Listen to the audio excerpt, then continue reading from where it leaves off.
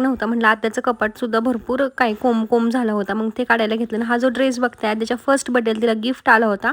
आता आद्या 2.5 वर्षाची झाली. आता बघायचं तिला बसतोय का नाही ते. आणि आता गौराई समोर मांडायला थोडंसं फराळाचं करावं म्हणलं. जास्त काही करणार नव्हतं, थोडंसंच करणार होतो. आणि मी फराळाच्या बाबतीत एकदम ढ आहे, मला काहीच येत नाही. खाली गॅस बंद केला आहे आणि वरती मी शेव तळते. लग्नाच्या आधी काही न केलेल्याचा परिणाम आहेत. घरचे म्हणायचे काम कर कर, तरी पण मी काम करायची नाही. आता लग्नानंतर त्याचा पश्चाताप होतोय. तर तरी पण आमचे लाडू बघा किती छान झाले. थोडेसेच केले पण छान झाले. किराणा आला होता घरी पोतं भरून, मग ते सगळं काढलं किराण्यातलं.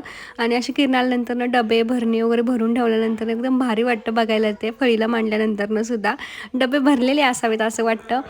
आणि सणामुळे एवढी कामे आहेत की एडिटिंगला सुद्धा वेळ भेटला नाही. त्यामुळे आजचा व्लॉग थोडासा लेट होतोय. आणि ही बघा ही आमची गौराईचे मुखवटे आणि ज्वेलरी आहे. याचा लॉंग व्हिडिओ यूट्यूबला उद्या येणारच आहे. यूट्यूबवरती अजून सबस्क्राईब केलं नसेल तर नक्की करा. आणि हा बघा ड्रेस घालून बघितला, त्याला परफेक्टली बसला.